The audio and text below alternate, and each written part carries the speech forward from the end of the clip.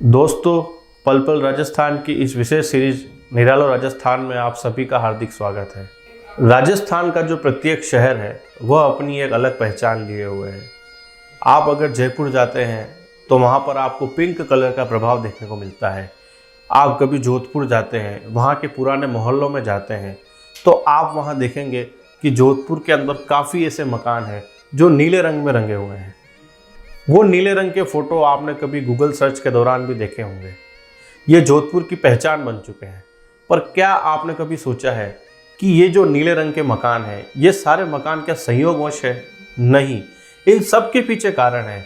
इनके पीछे वैज्ञानिक कारण भी है, इनके पीछे सामाजिक कारण भी है और इसके पीछे स्वास्थ्य कारण भी है। आज जब हम किसी चीज़ को देखते हैं वह यूं ही नहीं होती है, उन सभी के पीछे कोई ना कोई कारण होता है। तो आज हम सबसे पहले जानेंगे कि जो जोधपुर के जो मकान हैं वो नीले रंग में क्यों हैं। आप जो ये मकानों पर नीले रंग को देखते हैं तो असल में यह दो रंगों का मिक्सचर है, यानी कि दो रंगों का संयोजन है। एक तो कॉपर सल्फेट और एक चूना पत्थर।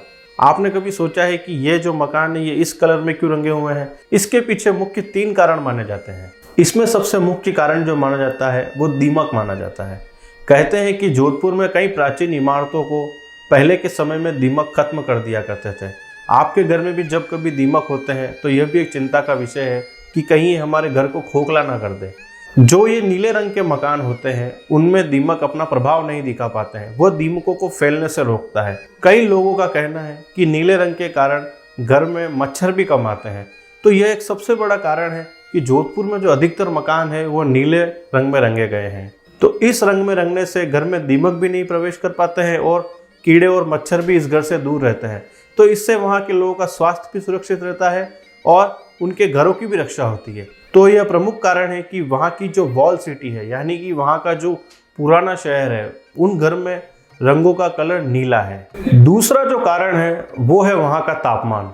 हम सभी जानते हैं कि जोधपुर थार रेगिस्तान में आता है। वहाँ पर थार का प्रभाव बहुत देखा गया है। तो वहाँ पर गर्मियों में तापमान जो है 45 और 50 डिग्री के आसपास पहुँच जाता है। तो इन नीले रंगों के घरों के कारण वहाँ का तापमान संतुलित रहता है। जब आप कभी उन मोहल्लों में जाएंगे जहाँ पर ऐसे घर हैं, उन घर में आपको जाने के बाद खुद ही महसूस होगा कि बाहर के तापमान में और घर के अंदर के तापमान में बहुत ही अंतर है। हम सभी जानते हैं कि सफ़ेद रंग हमें गर्मी से बहुत राहत देता है। तो इसी सफ़ेद रंग में नीले रंग को मिलाकर वहाँ के घरों को नीला रंग किया गया है। तो जिस कारण बाहरी दीवारों पर जब भी सूर्य की सीधी किरणें आती है तो घर के अंदर का जो तापमान है वो संतुलित रहता है। इसमें आराम से 5 से 60 डिग्री का फर्क देखा जा सकता है। इन घरों को नीले रंग में रंगने के पीछे एक कहानी और है, एक थ्योरी और है, पर आज के समय में वो सर्वमान्य नहीं है। कुछ लोगों का कहना है कि प्राचीन समय में यहाँ पर कुछ विशेष जाति के लोग रहते थे, तो वो लोग अपने घर को एक अलग दिखाना चाहते थे, इसलिए वो अपने घर का जो कलर है वो ऐसे रंग में, नीले रंग में कर देते थे, तो ताकि पहचान में आए कि यह व्यक्ति विशेष का घर है।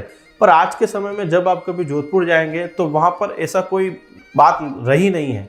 वहाँ पर आपको सभी जातियों के, सभी वर्गों के लोगों के घर में नीले रंग की प्रधानता देखने को मिलेगी। आज आप सभी ने जान लिया कि जोधपुर के उन मकानों का रंग नीला क्यों है। अब हम जाते हैं पिंक सिटी पर। पिंक सिटी यानी कि जयपुर। जयपुर के 2 नाम बड़े फेमस हैं। सबसे पहला तो है पिंक सिटी और दूसरा है पेरिस ऑफ इंडिया। पर क्या कभी आपने सोचा है कि उसे पिंक सिटी क्यों कहा जाता है? वह जो जयपुर नगर है वह कब से पिंक हुआ? तो इसके पीछे बड़ी ही रोचक कहानी है। यह कहानी है ब्रिटिश समय की, जब भारत में ब्रिटिश राज हुआ करता था। हुआ यूँ कि वर्ष 1876 में प्रिंस अल्बर्ट को जयपुर का दौरा करना था। तब राजस्थान की अन्य सभी रियासतें तोहफे देकर, कुछ विशेष प्रस्तुतियाँ कर करके प्रिंस अल्बर्ट को रिझाना चाहती थी। उनका लक्ष्य यही होता था कि ब्रिटिश के साथ उनके संबंध प्रगाढ़ रहे। तो इसीलिए जयपुर को भी कुछ विशेष करना था। तो जयपुर के महाराजा सवाई राम सिंह जी चाहते थे कि जब प्रिंस अल्बर्ट जयपुर आए तो वह अपनी मेहमान नवाजी से ऐसी छाप छोड़े कि भविष्य में जब भी जयपुर का नाम आए तो इस घटना को याद किया जाए। तो उन्होंने सोचा कि जयपुर को क्यों ना एक रंग में रंग दिया जाए, जिससे वो पूरे शहर देखने में भी एक जैसा लगेगा और लगेगा कि यह सभी प्रिंस अल्बर्ट के लिए किया गया है। तो अधिकतर मुख्य मार्ग और जो प्रसिद्ध इमारतें हैं उनको एक रंग दिया, वो रंग दिया पिंक। वास्तव में जो पिंक कलर है वो मेहमान नवाजी को दर्शाता है, इसलिए उन्होंने पिंक रंग को चुना। सारी तैयारियां करने के बाद, पूरे शहर को पिंक रंग में रंगने के बाद जब प्रिंस अल्बर्ट जयपुर आए तो उन्होंने जयपुर को देखा तो उनके मुंह से यह बात निकली, oh it's a pink city. तभी से जयपुर का नाम पिंक सिटी हो गया। इसी कड़ी में सवाई राम सिंह जी ने एक कॉन्फ्रेंस हॉल भी बनाया था। आज वो कॉन्फ्रेंस हॉल अल्बर्ट हॉल के नाम से जाना जाता है। उसी समय उस कॉन्फ्रेंस हॉल का नाम प्रिंस अल्बर्ट के नाम पर रखा गया। आप जब भी कभी जयपुर से गुजरते हैं, आपने देखा होगा कि अल्बर्ट हॉल जो है वो एक विशेष छाप छोड़ता है। खासकर वहाँ जो शाम की लाइटिंग है वो पर्यटकों को खास रुकने पर मजबूर कर देती है। तो ये जो पिंक सिटी का नामकरण और अल्बर्ट हॉल का बनना, यह सभी एक मेहमान नवाजी का उदाहरण है। इतनी अच्छी मेहमान नवाजी ने प्रिंस अल्बर्ट और साथ ही साथ अन्य रियासतों के राजाओं को भी काफ़ी प्रभावित किया। तो सवाई राम सिंह जी की पत्नी ने सोचा, क्यों ना हम एक ऐसा कानून बना दें कि शहर में जो मुख्य इमारतें होंगी और भविष्य में जो भी मुख्य इमारतें बनेगी वह सभी एक ही रंग में होंगी, ताकि जयपुर ने पिंक सिटी का नाम कमाया है यह वर्षों तक इसके साथ जुड़ा रहे।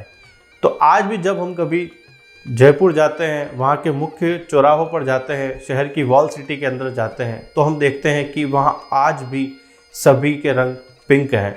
वहाँ पर आज भी अधिकतर इमारतें पिंक हैं और इसके बाद कानून सा बन गया है। जयपुर का शासन प्रशासन और वहाँ की जनता आज भी इस रंग को बड़ी गंभीरता से लेते हैं। वो चाहते हैं कि जयपुर की जो छवि है ये हमेशा लोगों के मन में बनी रहे। तो इसी कारण आज जयपुर अपनी विरासत को संभाल पा रहा है। तो दोस्तों, आज हमने जाना जोधपुर के नीले रंग के मकानों के बारे में और जयपुर के पिंक रंग के बारे में। पर इन सभी में आपने एक बात नोटिस करी कि हमने वर्षों पहले ही कलर थ्योरी को समझना सीख लिया था। आज जब हम कभी इंटरनेट पर देखते हैं तो एडवर्टाइजिंग और मार्केटिंग में कलर थ्योरी की बात आती है, पर वर्षों पहले ही हमने कलर थ्योरी को समझ लिया था। तो इसीलिए कहते हैं कि राजस्थान बड़ा निराला है और इसे निराला राजस्थान कहते हैं। उम्मीद है आप सभी को यह एपिसोड बहुत पसंद आया होगा। धन्यवाद।